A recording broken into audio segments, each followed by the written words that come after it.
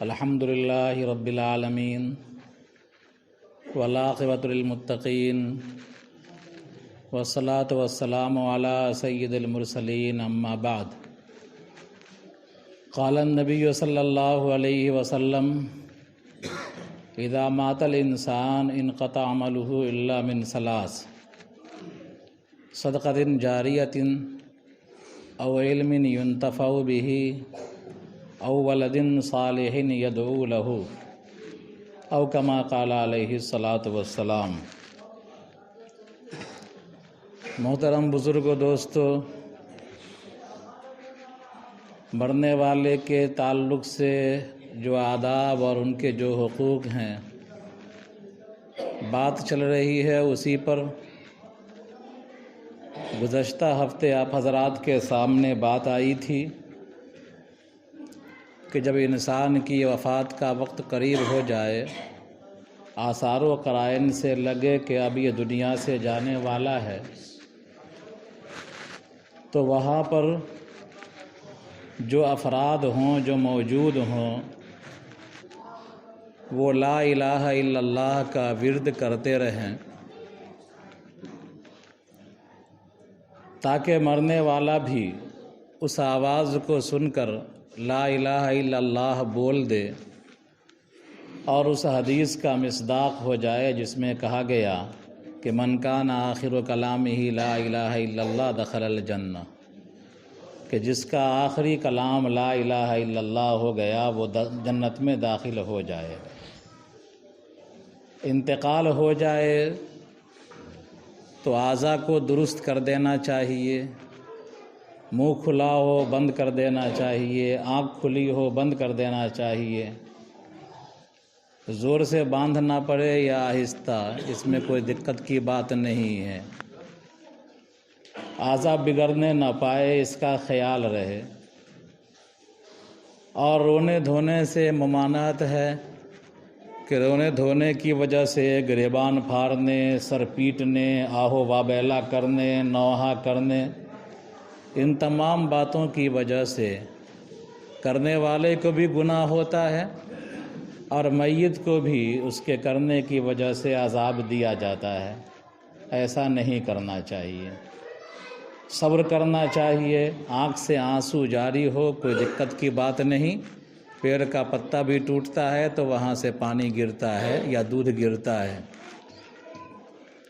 اس کے بعد ہمارے یہاں جو دیکھنے کا رواج ہے، تو میں بتایا تھا کہ اجنبی اجنبی ہے، زندگی میں بھی اور مرنے کے بعد بھی۔ جس طرح اجنبی عورت کے لیے اجنبی مرد کا چہرہ دیکھنا دنیا میں جائز نہیں، زندگی میں، اور اجنبی مرد کے لیے اجنبی عورت کا چہرہ دیکھنا زندگی میں جائز نہیں، اسی طرح مرنے کے بعد بھی اجنبی مرد کا اجنبی عورت کا چہرہ دیکھنا اور اجنبی عورت کا اجنبی مرد کا چہرہ دیکھنا جائز نہیں ہے۔ ہوتا ہے عام طور پر کہ عورت کا چہرہ دیکھنے سے تو اجنبی لوگ اعتراض کرتے ہیں، لیکن اجنبی عورتوں کا مطلب ہے جن سے شادی حرام نہیں ہے، جائز ہے۔ وہ عورتیں عام طور پر اجنبی مردوں کا چہرہ دیکھنے میں حجاب محسوس نہیں کرتی، بلکہ پہنچ جاتی ہیں ذرا سا چہرہ دیکھیں۔ یہ ناجائز ہے، اس کو روکنا چاہیے۔ ہاں، تسلی کے لیے، تعزیت کے لیے آپ کے گھر کی عورتیں اگر وہاں جاتی ہیں اور مرنے والے کے اہل خانہ کے دکھ درد میں شریک ہوتی ہیں، ان کو تسلی دیتی ہیں، دلاسا دیتی ہیں، تو پردے کا خیال کرتے ہوئے اس میں کوئی مضائقہ نہیں ہے۔ پھر اس کے بعد بات آئی تھی جنازے کے تعلق سے، جنازے میں جلدی کرنا چاہیے، لاش کو نہیں روکنا چاہیے۔ اب ایک فیشن بن چکا ہے کہ ہم لوگ لاش کو روکتے ہیں، 24 گھنٹہ سے زائد روک دیتے ہیں، 1.5 دن روک دیتے ہیں، برف کا سل دونوں طرف رکھ کر کے روک دیتے ہیں۔ یہ عمل درست نہیں ہے۔ اسی طرح ایک اور رسم ہمارے یہاں چل پڑی ہے کہ مرنے والا اگر کہیں انتقال ہو جاتا ہے تو کوشش کرتے ہیں کہ لاش کو گھر پہنچایا جائے، گرچہ اس کے پیچھے 50,000 60,000 1 لاکھ روپیہ خرچہ ہو جائے، اس کی پرواہ نہیں کرتے، کوشش کرتے ہیں کہ لاش وطن پہنچ جائے۔ اگر لاش وطن کو پہنچانا ضروری ہوتا اور یہ بہتر ہوتا تو صحابہ کرام کی قبر مبارک ترکی میں کیوں ہے؟ صحابہ کرام کی قبر مبارک تیونسیہ میں کیوں ہے؟ افریقہ میں کیوں ہے؟ انڈیا کے بعض جگہوں پر بھی آتا ہے کہ یہاں بھی صحابہ کرام کی قبریں ہیں۔ بہرحال ہو یا نہ ہو، لیکن پوری دنیا میں جو صحابہ کرام کی قبریں پھیلی ہوئی ہیں وہ ایسا کیوں؟ صحابہ کرام کو خواہش نہیں تھی کہ ہم حضور کے شہر میں جائیں اور وہاں ہم دفن ہوں؟ اگر ایسا کرنا ضروری ہوتا تو تمام صحابہ کی قبروں کو جنت البقیع میں ڈالا جاتا، صحابہ جہاں بھی انتقال کرتے وہاں سے لا کر کے جنت البقیع میں دفنایا جاتا، یا جنت المعلیٰ جو مکہ میں ہے وہاں دفنایا جاتا۔ لہذا یہ جو رسم چلی ہوئی ہے لاش روکنے کی، اور اس طرح روکنے کی کہ لاش کی حیت بگڑنے لگتی ہے، پھولنے لگتا ہے بدن سے بدبو آنے لگتی ہے۔ جو نہاتا ہے اس سے پوچھئے کہ نہانے والے کو اس وقت کتنے بدبو کا احساس ہوتا ہے، اس حالت میں نہانے کے فوراً کے بعد وہ کھانا کھا سکتا ہے؟ ایسی لاش جس کو آپ نے بہت دیر روک دیا اور پھول گئی، بدن سے پانی گرنے لگے ہیں، جو نہلا رہا ہو وہاں پر جا کر کے اس سے پوچھئے کہ تم نہانے کے بعد ہاتھ دھو کر کے صابن سے کھانا کھا سکتے ہو؟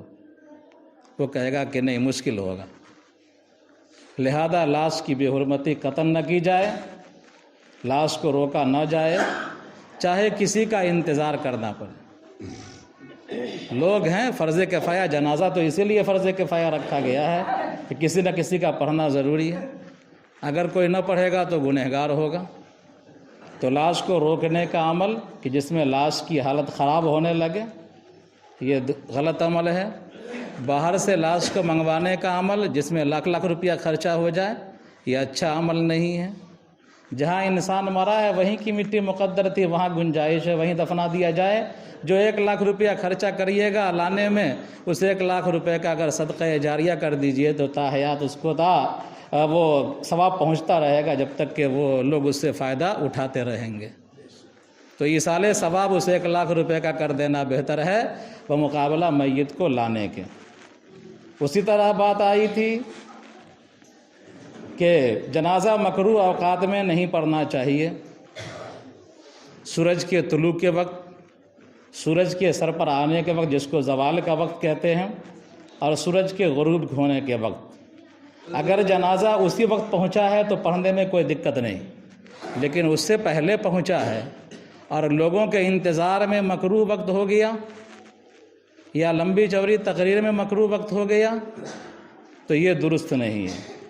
جنازہ پڑھنا اس وقت درست نہیں، مکروہ تحریمی ہو جائے گا جنازہ، لہذا اس سے بچنا چاہیے۔ اس کے بعد باری آتی ہے جنازہ پڑھاوے کون؟ تو فتویٰ فقہائے احناف کے نزدیک جو والی ہے، حاکم ہے، بادشاہ ہے، وہ پڑھا دے۔ اگر وہ نہیں ہے تو اس کا نمائندہ نائب پڑھاوے۔ اگر وہ نہیں ہے، نمائندہ بھی نہیں ہے، تو قاضی ہے شہر کا، بادشاہ کا بنایا ہوا، نامزد کیا ہوا، تو وہ۔ لیکن یہاں نہ بادشاہ ہے، نہ قاضی ہے، نہ اس کا قائم مقام ہے، جمہوری ملک ہے، محلے کا امام پڑھاوے۔ جس محلے میں وہ آدمی نماز پڑھ رہا تھا، جس مسجد میں، اس کا جو امام ہو وہی زیادہ حق رکھتا ہے اور اسی کا پڑھانا مستحب ہے، گرچہ مرنے والے کا بیٹا حافظ ہی کیوں نہ ہو۔ مرنے والے کا بیٹا حافظ ہی کیوں نہ ہو، لیکن اگر محلے کا امام حافظ بھی ہے، عالم بھی ہے، تو اس کے لیے بہتر ہے بیٹے کے لیے کہ محلے کے امام سے درخواست کرے کہ میرے والد آپ کے پیچھے زندہ میں نماز پڑھتے تھے، آپ ہی جنازہ کی نماز پڑھائیے۔ لیکن اگر بیٹا پڑھا دیا تو جنازہ ادا ہو جائے گا۔ یہ ہے ترتیب۔ کتنا عمل کرتے ہیں غور کر لیجئے۔ اس کے بعد باری آتی ہے دفنا دیا، قبر کتنی اونچی کرنا چاہیے؟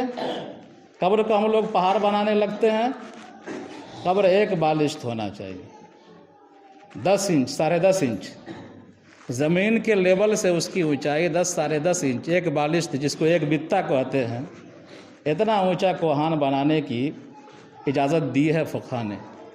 पहाड़ नहीं बनाना चाहिए, मट्टी का ढेर नहीं लगाना चाहिए, इसमें भी एहतियात करना चाहिए।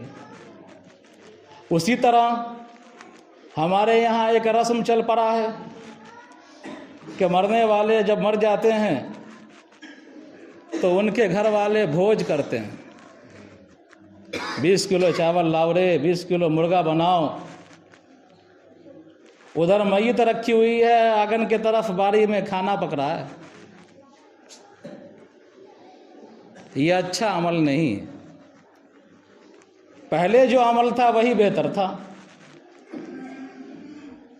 कि मरने वाला मर गया, उसके घर उस रोज़ लोग गम में और हुज़्न में मुब्तला होते थे, खाना पीना नहीं पकता था, तो उसके दर्द याद लोग खाना घर वालों के लिए भेज दिया करते थे और लोग उसको ले लिया करते थे। ऐसा खाना भेजना और ऐसा खाना लेना ये मुस्तहब है। क्या है ये? मुस्तहब है, सवाब का काम है। हज़रत जाफ़र रज़ी अल्लाह ताला अन्हु हुज़ूर अकरम सल्लल्लाहु अलैहि वसल्लम के चचाज़ाद भाई थे। उनके अब्बा का नाम भी अबू तालिब है और हज़रत अली के अब्बा का नाम भी अबू तालिब। तो हज़रत अली के भाई हुए हज़रत जाफ़र रज़ी अल्लाह ताला अन्हु। सन 8 हिजरी में ग़ज़वा मूता हुआ, जंगे मूता। उसमें आप सल्लल्लाहु अलैहि वसल्लम ने कहा, फ़ौज तैयारी हुई, फ़ौज की तैयारी हुई, 3000 का लश्कर जमा हुआ और उस वक्त आपने ऐलान किया कि इस लश्कर के अमीर और कमांडर ज़ैद इब्न हारिसा होंगे। अगर वो शहीद हो जाएं तो जाफ़र तैयार होंगे, अगर वो शहीद हो जाएं तो अब्दुल्ला इब्न रवाहा होंगे। ये आपने ऐलान कर दिया। ये ऐलान अलामत थी इस बात की कि ज़ैद इब्न हारिसा भी शहीद होंगे और हज़रत जाफ़र तैयार भी शहीद होंगे। उस वक्त उनका नाम तैयार नहीं पड़ा था, जाफ़र बिन अबी तालिब। अल्लाह के रसूल सल्लल्लाहु अलैहि वसल्लम की वो सारी खबरें वहाँ से आ रही थी वही के ज़रिए से। गोया कि आपके सामने स्क्रीन चल रही थी, आप जंगे मूता को देख रहे थे। एक तरह से आपको खबर मिली कि ज़ैद इब्न हारिसा शहीद हो गए हैं। हज़रत जाफ़र ने अलम उठा लिया और हज़रत जाफ़र लड़ते रहे, अलम उठाए रहे, यहाँ तक कि उनके दाएं बाजू कट गए तो बाएं हाथ से अलम को पकड़ा, बाएं बाजू काट दिए गए तो दोनों इसे पकड़े से चिपका करके झंडे को पकड़ लिया इस तरह करके और झंडे को गिरने नहीं दिया। उसके बाद दुश्मन ने हमला किया, वो शहीद हो गए। उसके बाद अब्दुल्ला इब्न रवाहा ने उस झंडे को थाम लिया। जब उनके ज़ख्म गिने गए तो सिर्फ सामने में, पीठ पर एक भी ज़ख्म नहीं था और सामने में सीने के पास सामने में जो ज़ख्म थे तकरीबन 56 ज़ख्म थे, तीर के और तलवार के सामने में थे, पुष्ट पर नहीं थे। अल्लाह के रसूल सल्लल्लाहु अलैहि वसल्लम को पता चला कि जाफ़र शहीद हो गए हैं। कौन इंतकाल किए हैं? हुजूर के चचेरे भाई। शहीद कौन हुए हैं? हुजूर के चचेरे भाई हज़रत जाफ़र। आपने घर वालों के पहले गए, उनके बच्चों को तसल्ली दिया, दिलासा दिया। हज़रत जाफ़र की अहलिया आटा गूंद रही थी, बच्चों को नहलाने की तैयारी कर रही थी। उनके बच्चों को बुलाया, उनके सर पर हाथ फेरा, दुआएं दी। उसके बाद आप घर वापस आए और आपने कहा कि आले जाफ़र के लिए खाना तैयार करो। किसने कहा?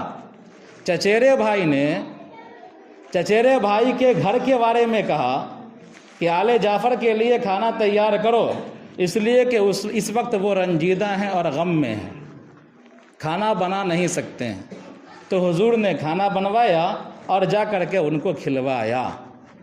पहले यही अमल था हमारे यहाँ भी, सबके यहाँ यही अमल था कि मरने वाला मर जाता, उसके घर के लोग रंजीदा होते, उसके चचेरे भाई, चाचा के घर के लोग, دیگر رشتہ دار جو قریبی ہوتے تھے وہ 2 ٹائم کا یا بسہولت 3 دن کا کھانا بھیج دیا کرتے تھے، لیکن 3 دن تک کھانا بھیجنا جائز ہے، مستحب ہے 2 وقت کا کھانا۔ جس دن انتقال ہوا ہے، اگر صبح میں انتقال ہوا ہے، دوپہر کا کھانا اور رات کا کھانا یہ رشتہ داروں کے لیے، چچیرے بھائیوں کے لیے یا پڑوسیوں کے لیے مرنے والوں کے گھر بھیجنا، اور اتنا کھانا بھیجنا کہ اس میت کے گھر والے لوگ بھی کھا سکیں، اور جو باہر آ کر کے وہاں رہ گئے ہیں، لوٹ نہیں سکے ہیں، وہ بھی کھا لیں۔ اتنا کھانا بھیجنا 2 وقت کا مستحب ہے۔ اگر 3 دن پڑوسی بھیجنا چاہے، رشتہ دار بھیجنا چاہے تو یہ جائز ہے، مستحب نہیں ہے، مستحب 2 ہی وقت کا ہے۔ لیکن ہم کرتے کیا ہیں کہ میت کی لاش رکھی ہوئی ہے، اس کے بعد جاؤ رے دوڑ کے جاؤ، حلہ یہی ہوتا ہے کہ گوشت کتنا بنے گا، چاول کتنا بنے گا، اور پلاؤ گوشت بنواتے ہیں بڑھیا سے، اور بہترین کھانا کھلاتے ہیں، اور حلہ کر کر کے کھانا کھلاتے ہیں، اعلان کر کر کے کھانا کھلاتے ہیں۔ یہ درست نہیں، یہ اچھا عمل نہیں۔ پرانا جو طرز تھا آپ لوگ کا، وہی طرز بہتر ہے، وہی طرز مستحب ہے، اسی کو اختیار کیجیے۔ اس میں بھی کبھی ایسا ہوتا ہے کہ مرنے والا تو غم میں مبتلا ہے، رنج میں مبتلا ہے، اس کا چچیرا بھائی سب کھانا بناتا ہے، بسا اوقات ایسا ہوتا ہے کہ پورا خرچہ جوڑ کر کے دے دیتا ہے کہ لاؤ اتنا خرچہ۔ کچھ لوگ ایسے بھی ہوتے ہیں، مانگ لیتے ہیں، کتنا خرچہ ہوا کھانا پینا کھلانے میں، وہ لاؤ۔ اور کچھ لوگ تو نہیں مانگتے ہیں، لیکن مرنے کے گھر والا، میت کا گھر والا یہ چاہتا ہے کہ کاہے کے لیے ان کا بوجھا رہے گا، جو خرچہ ہوا، کتنا خرچہ ہوا بتلا دیجئے، اور نہیں بتلاتا ہے تو اندازے سے دے دیتے ہیں 15,000 20,000 روپیہ، اور ہم رکھ لیتے ہیں۔ تو یہ عمل درست نہیں ہے۔ یہ ایک طرح سے دعوت ہوا اور ہندوؤں کے بھوج کے مشابہ ہو گیا۔ ایسے کھانے کے بارے میں کہا گیا ہے، اس طرح اگر کرتے ہیں اور میت کے گھر والے سے خرچہ لیتے ہیں تو یہ ظلم ہے، اس کو ظلم کا کھانا کہا گیا ہے۔ اور پلاؤ گوشت کھایا جاتا ہے سرور کے موقع پر، خوشی کے موقع پر۔ کھانا جو دعوت دی جاتی ہے، اعلان کیا جاتا ہے، یہ خوشی کے موقع پر۔ غم کے موقع پر اعلان کرنے کا کوئی ثبوت نہیں ہے کہ کھانا کھلائیے۔ جنازے میں شامل ہونے والے کے لیے بہتر ہے کہ جنازہ پڑھے، اگر جا سکتا ہے تو چلا جائے، میت کے گھر بوجھ نہ بنے۔ اور ہم لوگ کے یہاں جنازہ ہوتا ہے تو کمئی والے کو ہی پکڑ کے کھلاتے ہیں کہ کھا لو، سپول والے کو ہی پکڑ کے کھلاتے ہیں کہ کھا لو۔ بھوج کی طرح کا طریقہ ہو جاتا ہے، ٹیبل لگا دیتے ہیں، کرسی لگا دیتے ہیں، بھوج کا طریقہ ہو جاتا ہے۔ یہ طریقہ غلط ہے۔ ہاں، وہ لوگ جو نہیں جا سکتے ہیں واپس، جس طرح مرنے والی کی بیٹی ہے وہ نہیں جا سکتی ہے، مرنے والی کی بہن ہے، ایسے رشتہ دار ہیں جو رہتے ہیں گھر پر، وہ واپس نہیں جا سکتے ہیں، 1 روز رکتے ہیں تسلی کے لیے، ایسے لوگوں کو کھانا کھلائیے آپ۔ لیکن ہر سٹھے کے جنازے میں جو شرکت کے لیے آیا لوٹ کے جا سکتا ہے، اس کو بھوج بنا کر کے 20 کلو 30 کلو بھوج بنا کر کے کھلائیے، یہ غلط ہے، ایسا کرنا ظلم ہے، اس سے بچنا چاہیے۔ لہذا امید ہے کہ آپ حضرات ایسا نہیں کریں گے انشاءاللہ، اور پرانے طرز کو اختیار کریں گے۔ اور اگر پڑوسی کھانا بھیج دے تو کتنوں دشمنی ہو، کتنوں کینہ کپٹ ہو، تو آپ انکار نہیں کیجیے، آپ کے لیے بہتر مستحب ہے کہ لے لیجیے۔ شادی کا موقع، غم کا موقع ہی تو ایسا ہوتا ہے کہ جس موقع پر انسان رنج کو بھلاتا ہے، تکلیف کو دور کرتا ہے، اور ایسے موقع پر بھی آپ کینہ کپٹ رکھیے گا کہ اس کے گھر کا کھانا ہم نہیں لیں گے، یہ آپ کی اکڑ ہے، آپ کا غرور ہے، یہ اللہ کو پسند نہیں ہے۔ اس اکڑ اور غرور کو توڑیے، اور اس موقع پر اگر کھانا بھیجے دیاد آپ کا تو آپ لے سکتے ہیں، اور لینا چاہیے، یہ آپ کے لیے بہتر ہے۔ اس کے بعد ہمارے یہاں ایک طریقہ ہے قرآن خوانی کا، ساری چیزوں کی ڈائری ہے، وہ سب بتلا رہا ہوں۔ ایک طریقہ ہے قرآن خوانی کا کہ مرنے والا مر گیا، جنازے سے فارغ ہو گئے، ایک روز تک رہا معاملہ، خاموش رہے، کل ہو کر کے دعوت دیے پھرتے ہیں کہ آج ہمارے یہاں قرآن خوانی ہے، آئیے گا آئیے گا آئیے گا آئیے گا، اور سب کو فون کرتے ہیں، رشتہ داروں کو یا تعلقات کے لوگوں کو یا دوستوں کو یا مولویوں کو یا حافظوں کو اکٹھا کرتے ہیں، اور پھر اس وقت کیا کرتے ہیں، ناشتے کا انتظام کرتے ہیں، یا کچوری اور سبزی اور جلیبی وغیرہ منگوا کر کے کھلاتے ہیں۔ یہ ہے کہ نہیں؟ ایسا کرتے کہ نہیں کرتے ہیں ایسا؟ لیکن آپ نے پوچھا نہیں ہے کسی مولانا سے؟ مولانا کی نقالی تو خوب کرتے ہیں کہ یہ آپ کا یہ کرنا یہ بھی بدعت ہے اور اس کو ترک کرنا لازم ہے، اس کو ثواب کا کام سمجھنا گناہ ہے۔ ایصال ثواب کے لیے کوئی خاص طریقہ متعین نہیں ہے، کسی بھی نفلی عبادات کے ذریعے آپ میت کے لیے ایصال ثواب کر سکتے ہیں۔ اور میں نے جو حدیث پڑھی ہے کہ انسان مر جاتا ہے لیکن اگر وہ کچھ صدقہ جاریہ کر رکھا ہے، مسجد بنا رکھا ہے، مدرسے بنا رکھے ہیں، تعلیمی مراکز بنا رکھا ہے، رفاہ عام کا کام کر رکھا ہے، خلق خدا کو فائدہ پہنچ رہا ہے، اس کا ثواب پہنچتا ہے۔ ایسا علم چھوڑ رکھا ہے جس سے لوگ فائدہ اٹھا رہے ہیں، خلق خدا کو فائدہ ہو رہا ہے، لوگ اس کے وعظ سے، اس کی تقریر سے، اس کی کتابوں سے فائدہ اٹھا رہے ہیں، اس کے علم سے شاگردوں کی فوج تیار ہو گئی ہے، وہ دوسرے کو پڑھا رہا ہے، اس کا ثواب پہنچتا ہے۔ یا ایسا لڑکا آپ تیار کر لیجئے زندگی ہی میں کہ وہ لڑکا آپ کے مرنے کے بعد آپ کے لیے دعا کرتا رہے۔ ایصال ثواب کے لیے قرآن خوانی ہی کو مختص کر لینا، اور وہ بھی اجتماعی قرآن خوانی کو، اور اس کے لیے پکوان تیار کرنا یا ناشتہ کا پیکٹ تیار کرنا، یہ بدعت ہے اور بدعت قبیحہ ہے، اس کو ثواب کا کام سمجھنا گناہ ہے۔ اس میں بھی آپ ایرو گیرو نتو خیرو کو بلاتے ہیں، چھوٹا چھوٹا میری بچی کو بلا لیتے ہیں، جو نورانی قاعدہ بھی ٹھیک سے نہیں پڑھا ہوا ہے، وہ قرآن کیا پڑھے گا آپ کے یہاں؟ تو قرآن پڑھنے کا ثواب پہنچتا ہے میت کو، یہ احناف کا قول ہے۔ لیکن قرآن خوانی کا اجتماعی طریقہ جو ابھی آپ لوگوں کے یہاں چل پڑا ہے اور ہسکا ہسکی سارے لوگ کرنے لگے ہیں، تو یہ طریقہ، یہ جو رواج چل پڑا ہے، یہ طریقہ غلط ہے، اس سے بچنا چاہیے۔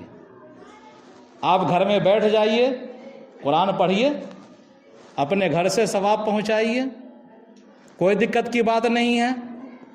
ارے ہمارا دین تو آٹومیٹک ہے، جہاں بھی رہے ٹاور موجود ہے، اب جہاں سے بھی آپ میت کو ایصال ثواب کر لیجئے اور جون سا طریقہ اختیار کر لیجئے، بشرطے کہ وہ فرض نہ ہو، نوافل میں سے ہوں، تو وہ طریقہ درست ہے، ان طریقوں سے ایصال ثواب کر سکتے ہیں۔ تو اتفاقی طور پر اگر چند لوگ اکٹھا ہو جائیں، آپ نے بلایا نہیں ہے، دعوت نہیں دیا ہے، کچھ لوگ آ گئے، قرآن پڑھنا شروع کیا اور دعا کر دیے، یہ اتفاقی ہوا، تو یہ طریقہ درست ہے۔ اتفاقی طور پر اگر آپ کے یہاں چند لوگ اکٹھا ہو جائیں اور دعا کر لیں، قرآن خوانی کر لیں، تو درست ہے۔ لیکن آپ نے دعوت دیا اور بلایا، اکٹھا کیا، ناشتوں کا اہتمام کیا اور اس کو کار ثواب سمجھا اور یہ سمجھا کہ میت کو ثواب پہنچ گیا، یہ آپ کا سمجھنا غلط ہے۔ اور نہ جانے والوں سے، جو اس میں نہیں گیا، آپ کے دعوت میں نہیں آیا، اس سے منہ پھلا لینا، اس سے سلام ترک کر لینا، یہ تو اور بری چیز ہے۔ بہرحال یہ موٹی موٹی غلطیاں تھیں جو آپ کے معاشرے میں رائج ہیں، ان غلطیوں سے اجتناب کریے۔ اللہ تعالی ہم سب کو بچنے کی توفیق عطا فرمائے۔ ربنا تقبل منا انک انت السمیع العلیم وتب علینا انک انت التواب الرحیم۔